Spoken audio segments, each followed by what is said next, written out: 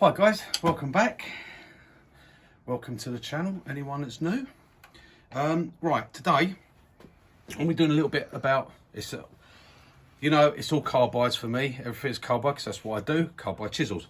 But I've had quite a lot of people ask questions about a skew. Okay, because I did touch on it and I was talking about the sharpening and things, and quite a few, they've emailed me and said, would I do a bit on the skew chisel? Because they didn't quite get what I was talking about. So yeah, fine, no problem.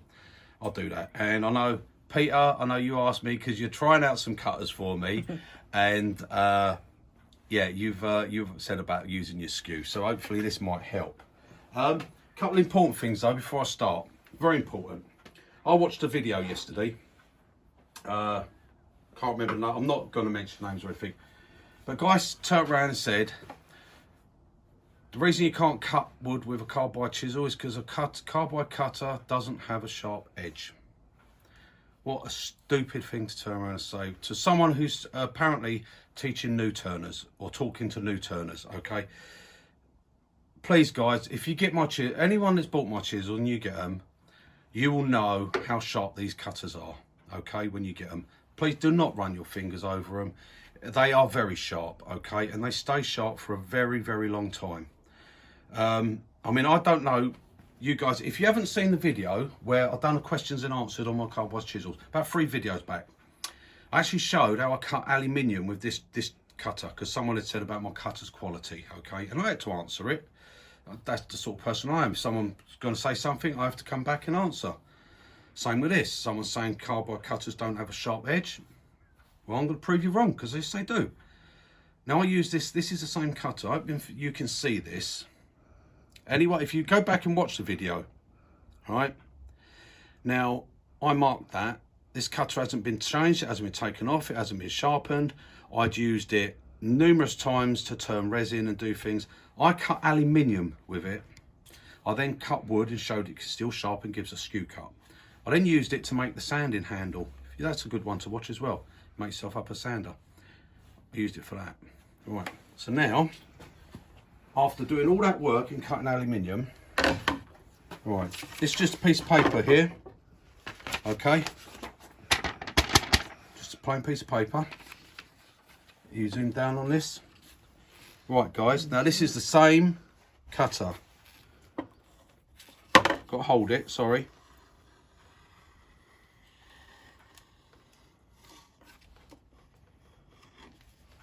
Right, you still watching?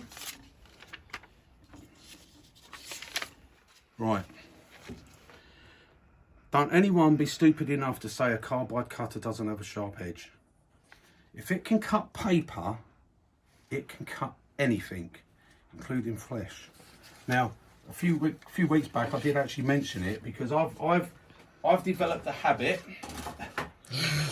After turning for like 30 years, it's not something that I've done it, started it probably 15, 20 years ago. I always put chisel under my shoulder, under my armpit. Your armpit.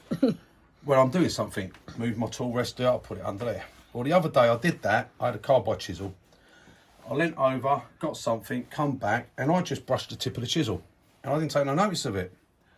I thought it just sort of scratched me anyway. I was turning, and then the thing I noticed was blood dripping down.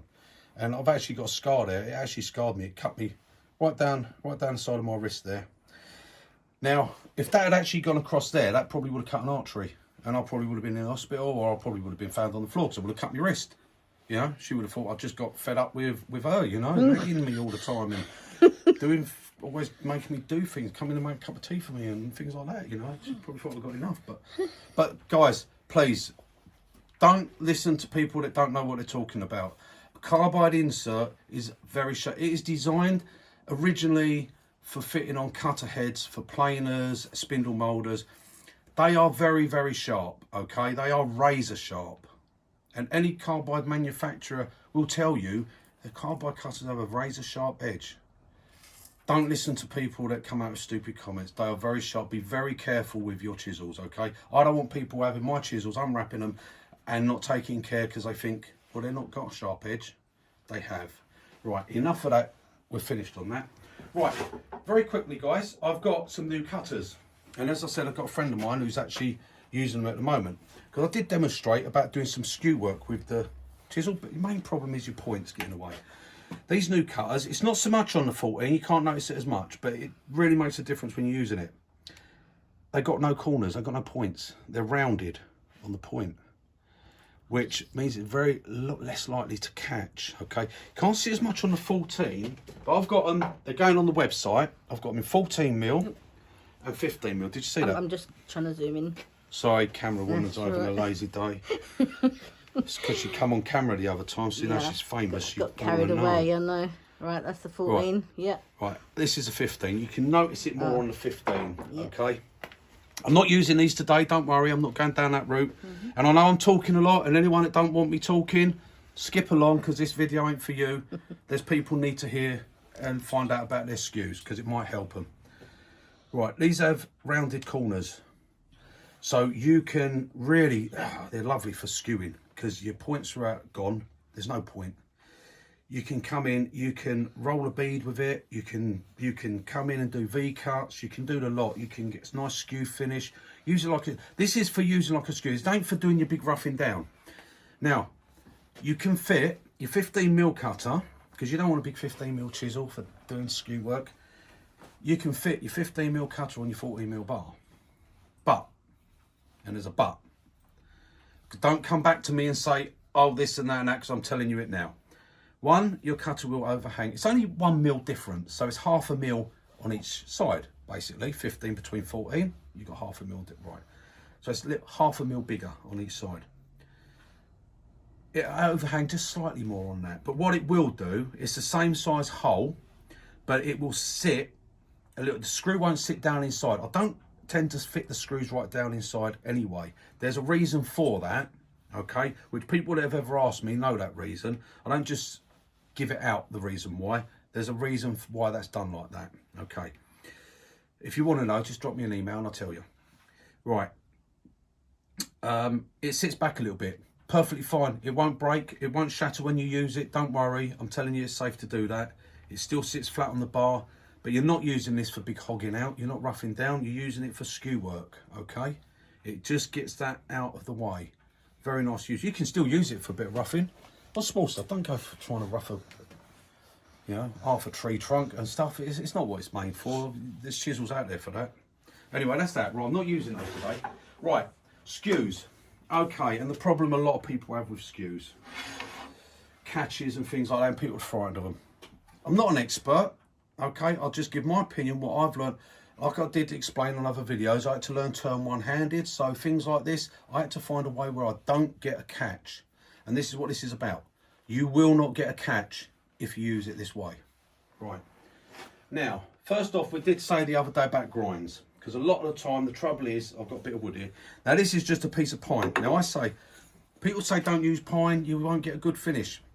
I say no, use pine when you're a new turner. One, it's cheap, don't matter if you muck it up, you can throw it away. But two, you can get a good finish on this, you'll get a good finish on any wood, okay? Because this is open grain, it's soft wood, it's hard to get a finish on, but it's good to practice on. And it don't matter if it's not clean and it's shining like a piece of plastic, you can throw it away if you burn it. It's get rid of it. You don't want to keep it. Don't make anything you want to keep or sell out of it. It's not for that. Right, okay, firstly, put that on. I'll try not to waffle off a subject. I'll try to keep what I'm going on. We're between centres. Always best, if you're going to do this sort of work and practice, go between centres. Do get a catch, it quite often it'll spin on you. Right. Okay, now then. I'm going to get zoomed in. Got me tool rest. No, not too much at the moment. No, guys, I've got to talk about, I've got to talk. I've got talking to do. You've got some talking, right? I've got talking to do. I've got a waffle. So people, there's only a few watching now, because the ones that don't like me talking have all gone, so that's all right. Right, but you that are staying want to know how to use your skew, this is it. Right, now I said the other day about grinding. I grind all my stuff pretty much on a CBM wheel. Trouble when you do that, it's not trouble, it's a fact. When you do that, you end up with what I call a hollow grind. It's a little bit concaved, okay? So when you put this on here, you won't see it properly because I've got quite a big CBM wheel and it don't show up too much, but there's actually a hollow in the middle, okay? Now if I bring this round, if Lisa can zoom in here, Are you zoomed in on this? You can actually see this has a slight curve to it, okay? Yeah. Now, the problem that can cause for a lot of people is that when you're riding your bevel, okay, you only have to come off slightly, because you'll always be on tip and what I call heel. That being the heel, that being the tip. So you're always going to be tip and heel to keep it flush like this, okay? It can run smooth. But you've only got to raise it a tiny little bit, and there you go. There's the knife thing that I've done with a Stanley. Yeah, it wants to go in, and that's where a lot of problem is, okay? Because from here, if you're on the bevel and you come down, look, oh, lovely, nice, easy cut, right? But if I come up slightly, now look, it wants to go in. It don't want to go along. It don't want to travel. It wants to go in all the time. That's with every single turning tool you have, whether it's a carbide, whether it's a bowl gouge, spindle gouge, anything. When you lose that bevel and you come on that point, that wants to go in. It's got one way of travel. That's what it wants to do. Right. Way to get around that. If you have trouble, sometimes that could be what's causing you your problem if you're not being able to use it, if you're doing it on a wheel. Do it on a belt. Okay. Now I've got flat. Now, Lisa zooms in on that. Okay, that's dead flat across there. Okay, now that makes it a bit easier to ride that along, because you've got the full bevel. You're not on a tip and a heel, you're actually on the full flat. It can just give you that little bit more control and make it a bit easier for running along. Okay, but it's still the same. If you come off of the bevel, when you're on the bevel, you'll get a nice slice, and it wants to go that way. It wants to get rid of that wood. But the minute you go like that, it don't. It wants to hide. It wants to go inside. Get in there, get out of the way. Don't come off of that. Right, other one you've got is you can put, I told you can put a little roll on it. This one, if you can see, okay, this one's got a slight curve going that way. Okay, so this one is fantastic for when it's a small skew, and I have it for if I'm doing little finials and things and I want to roll a little bit. See, with this one, I can roll it over. I can roll it over the edge of the side of the wood, okay? Because that allows me to do that really easy. And I'm not catching that tip. It's just the way I found it. It works nice. Okay, so we've got that. Now, most of your skews, I mean, this one I have here, this has about a 10 degree, it's only got about a 10 degree actual skew to it. It's not a lot, okay? The actual skew there, can you see that? Yeah. The actual skew, that's it. Down this way, it's easy if you come round and you look on the wood here. It's very slight. Okay, my angle there is very slight. I have this one, not that one, hang on. Where am I? This one here, this is about a 15 degree I've got on that one. So that's about a 15 degree angle. And then I've got that one again. I've got one here. Oh, camera lady's not keeping up, is she? I'm sorry, guys. That's not the chisel. That's the chisel. Right. Yeah. This one has got about a, not that one. No, that's not the one. Sorry. There we are. This one. I've got so many bloody skews here. This one's got about a 15 degree angle. Okay. So that's there. That's about 15 degree. Okay. Yeah. Right. Then I have this one here. Now that one's got about 20 degree. So I'll just mix it up for what I want. They do different jobs. Now, another one I have here. Now this one you'll notice, I've got a curve on it. Because a lot of time it's your points that cause you the problems. So if you curve it, you get the points out of the way. You can still do your V-cuts, you can still roll your beads, you can still do all your skewing, you can do everything. Just gets it out of the way. That's all it is. And that curve can sometimes help to stop you getting your catches, okay? Because your bottom point is out of the way. Your other choice you've got, if you're getting catches, is to go to something like that, okay? Now that is a big thing, but when you're coming on here, the points can't catch because they're just miles out of the way. It can help you to get a bit. I mean, this skew, I made this up myself, okay? Because to buy one like this would cost an absolute fortune. I made it up for specific jobs I do, okay? I've told you before, bit of tool steel, heat it up, bright red. Don't overheat it, That's not good. Too hot is too hot. Get it nice and red, stick it in some oil. Take it out, heat it up again, stick it in some oil, cool it down. Then go and sharpen it and you'll find it hold a nice edge. Is it as good as a chisel you'll go and pay 150 or 200 pounds? No, it's not. It never will be. Is it as good as, you know, Sorby skew or Colwyn Way skew? Or no, it's not. But they cost 80 odd quid. That cost me 12 quid for that bit of steel. That's the difference. That cost me 12 quid. It does a job, and that's all it does. You know, so there are ways, if you're on a budget, if you can't afford to go and pay that money out, you don't use it a lot, it's a way. Get used to it. Right, another thing they talk about, and I know I'm waffling, and anyone that's getting bored, go and get a cup of tea, come back, pause it, you can watch again, right? Get a cup of tea. Now, this, I've got a very long grind on here, okay? I can't tell you the angle, I don't know its angle, I just do it to what I want it. Now that can make the tool more aggressive, right? It can be very aggressive at times, but it's a lovely tool to use, it gives nice cuts. Why is it aggressive? Because everyone will tell you it's more aggressive, but they don't tell you why it's more aggressive. It's more aggressive because it's when you're going round and controlling, it's a lot harder to stay in contact with the whole of that bevel. It's very easy to come off of that bevel. And the minute you come off of it, it wants to dive in. Hence you get your catch. So, a way around that, you can put a shorter bevel, like this one. This one only has a short bevel, okay? Quite big a chisel. Again, it's another one I just made up myself. It's a bit of tall steel. You can see it's still dark where I heated it up, but it holds a nice edge. Right, so now you've got less bevel. So it's a lot easier when you're coming along. It's a lot easier to keep on that shorter bevel.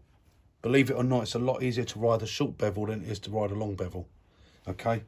Because as soon as you go over, you lose the back of the bevel. You just got to be in control of the chisel, so it can be a bit harder. Right, so that's your grind. So you find there's nothing wrong in having a hollow grind. There's nothing wrong in having a flat grind. It's what suits you. If you can use this grind, you will probably notice no difference whatsoever with a belt grind, you know, where it's a flat grind. If you're used to a flat grind, you try and use this where it's slightly concave, you might find you have trouble, or you might not like it. Might take you a bit longer to get used to it. It's what you got to find out which you like best. Right, okay, now we're going to get down to doing a little bit of turning. Right, first thing is height. Now, everyone tells you, what do they say? Set up on centre. Right, that'd be my centre height. Okay, problem with that. When you come in here to do your skew, if you come in this way, you come in this way when that wood's turning. Look, where's the point? Where's the point? If you come in slightly wrong, where's your point? There. Look what it wants to do. It wants to grab you. It wants to pull you down inside. Okay?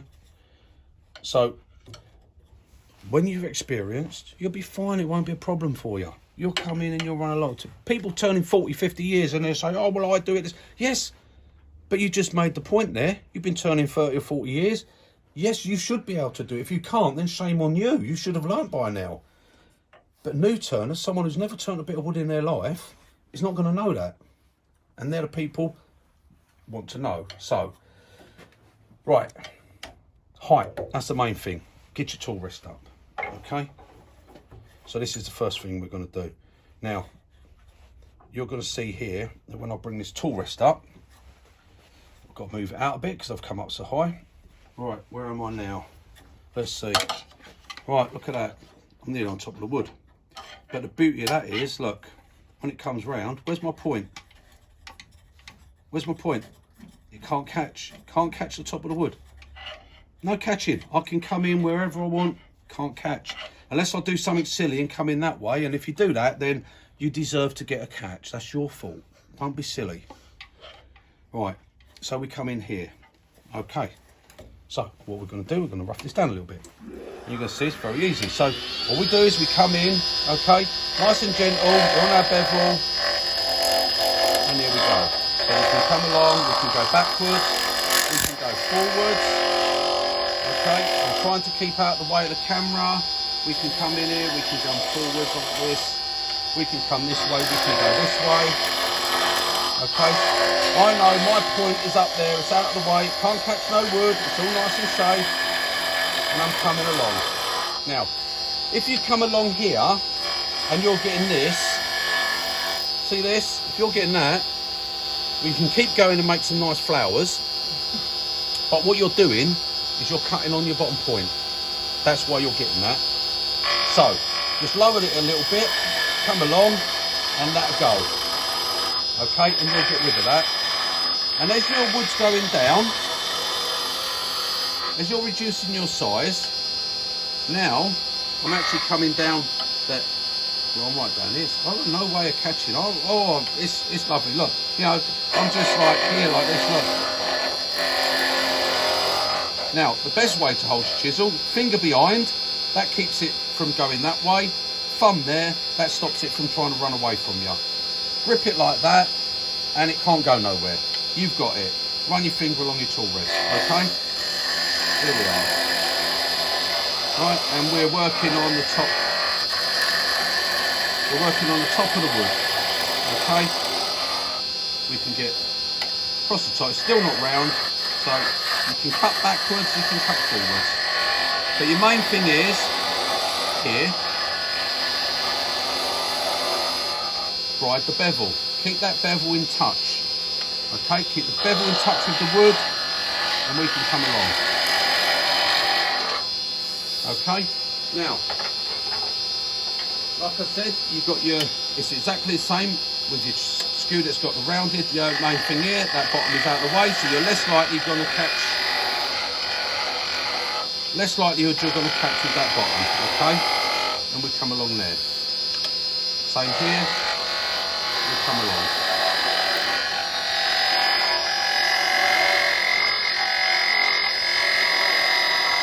Now I'm just running along at the moment, just getting that down. Right, we're down anyway, that's all nice and smooth.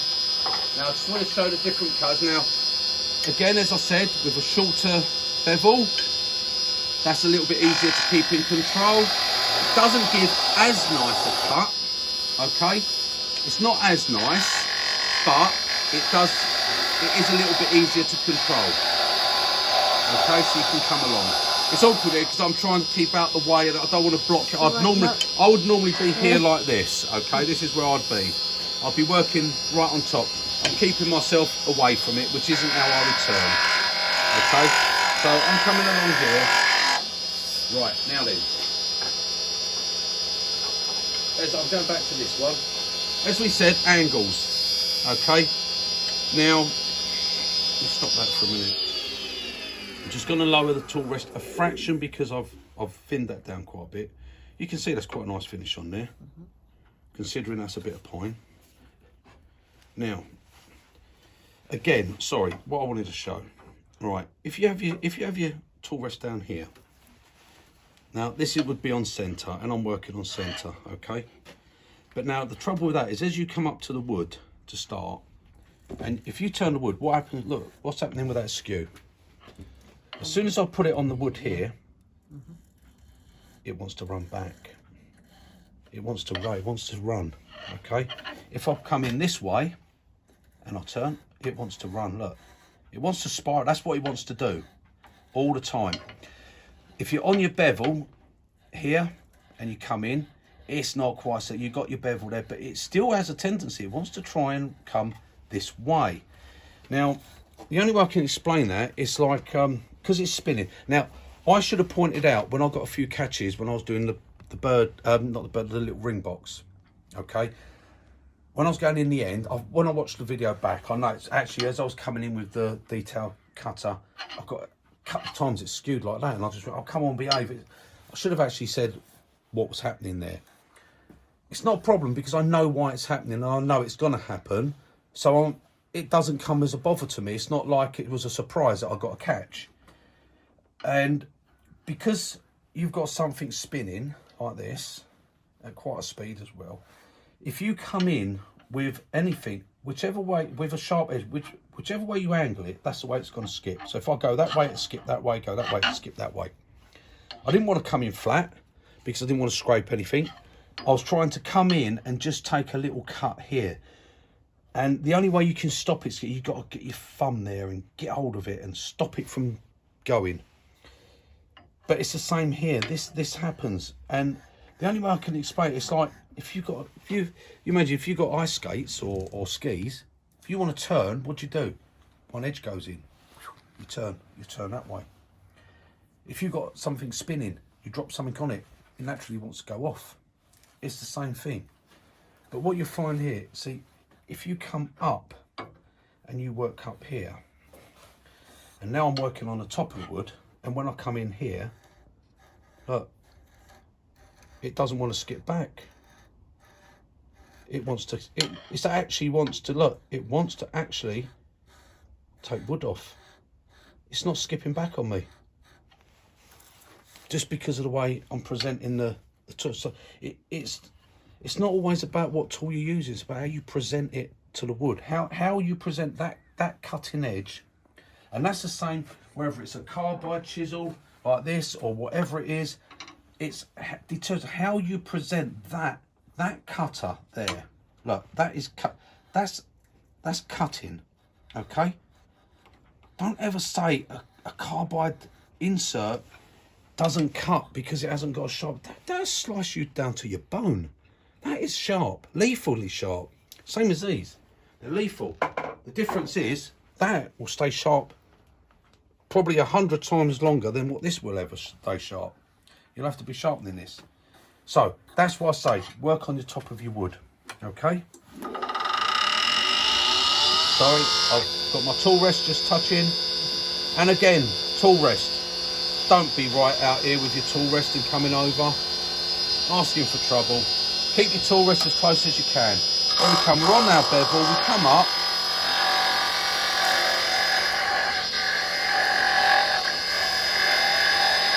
There we go. Right, the beauty when you've got this sort of an angle, do you want to come around this side? Because I am better if I go that way. Yeah. Are you okay there? Yeah. Come right in there, that's it. That's a better way for me to work. Yeah. So, yeah, when you come down, you can come down here. If you want to roll the edge down, you can come down. You can roll your edge down, okay? If you want to do your beads, you can still do it. You're up here, but it doesn't matter, look. There, there. Little V-cut, come in. Little V-cut, come in. Little V-cut. Little V-cut.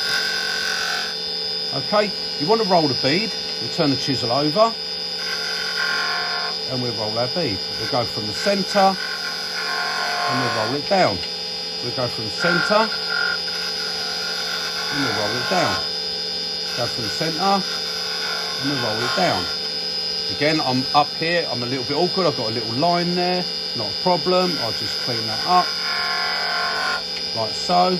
I'll clean that one up. Well, I'll put another line in it actually, because I am standing a little bit wrong, so forgive me for that, because it is on the camera. I've got a bit of wood shaving go down my throat. Oh my God. I haven't got a mask on. Right, sorry. I'm going to change hands just so I can get this and roll this one over. There you go. I'm going to roll that over. I've got a bit of wood shaving stuck in the back of my throat now. Right, anyway, we've rolled the bead. Right, now we can come in and we can come down here and clean this up nice and deep. Now, why do we change and use a small one? That point is pointing that way.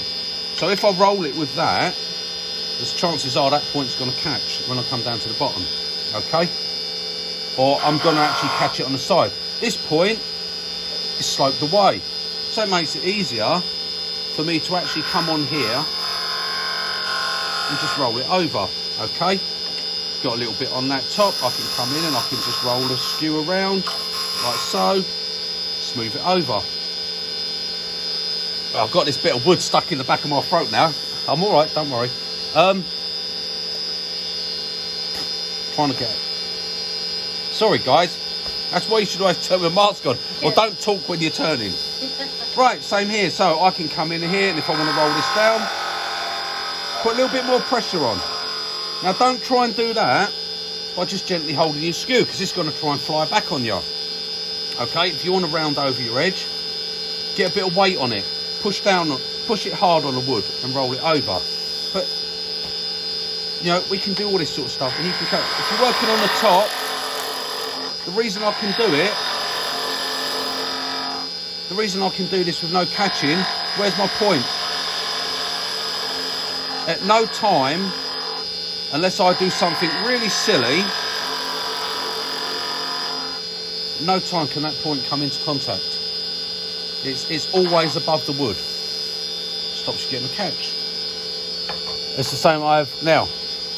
Again, the bigger the skew, the less likely you'll get a catch. So the bigger the skew, when you come to smaller skews, when you come down, my point's still out of the way, but there is a little bit more risk that you could actually get a little bit of a dig in there. But again, just practice. Come round a little bit. I'm getting a bit low now. Got to change my stance a little bit, because now I'm actually, look, my wood's actually below the top of my tool rest, so I'm now working down on it. But I can still work. I can still do it. And as I said, with this one, it's nice for when you want to come and you want to roll over. It will roll over nice, because so I'll come right in there and get that down there. Come in here. I'm turning very awkward on my hands now. Okay. Clean that up. There we go. We'll clean that up. That's because this one has the rolled edge. That makes it good if you want to roll over and do things where you're rolling over. Makes it good control. But there you go, guys. And as I said, if you can get a clean finish like that. Okay, we've got a few ripples here. This is on the pine, but this is typical pine. But as you can see there, we've run down there. If you can get a nice finish like that straight off your tool on a piece of pine, you find that a dodder wants some hardwood. But I hope that might have answered a few questions. If it's just ramble, well, then you've listened to me ramble. There you go. What else you got to do? You must be bored, because you wouldn't be sat on YouTube, would you? When you're probably supposed to be working anyway. You're probably sat in your van or doing something or whatever.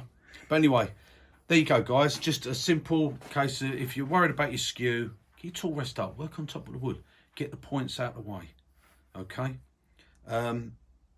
If you're having a bit of trouble controlling your skew, it might be because you got a hollow grind. Maybe put it on a sand, get a flat grind, try it.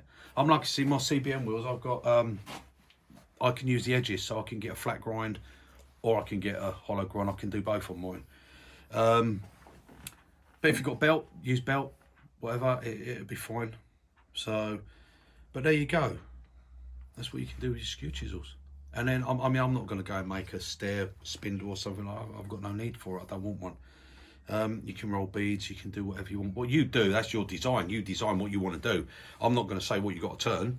But, you know, like I said, the reason a long grind like that is so aggressive, because it's harder to stay on your bevel. Okay, it's harder to ride that bevel over that length. When you're doing things like, if you're doing straight cuts, not a problem. When you come to want to do beads and things like that, or you want to roll edges, it's a lot harder. You got such a tiny amount before you come off that bevel, and especially when you've got this hollow grind. It's so slight, and you're off the bevel. Then your tip's on there. Your tip wants to dive in. That's where the aggression is. That tip wants to dive in. It's, oh, sorry, I'm coming right up close. All right, it's a lot easier to keep that bevel in full contact when you're coming along than it is to keep that long grind one. That's what makes it so aggressive. It's harder to do. Okay, and that's it, guys. I just try and put it in easy terms for you to understand. New turners, it's no good talking about degrees and angles and stuff like that. It don't mean nothing to you. You know, you just want to turn a bit of wood. So there you go. What angle you want, try all different ones. You know, it's your tool, it's your turning. Do what you want. Don't do it because someone else says, oh, 25 degree or 15 degree or anything. Do what you want. Find your way. For me, I like a nice long swept back. So this is my favourite.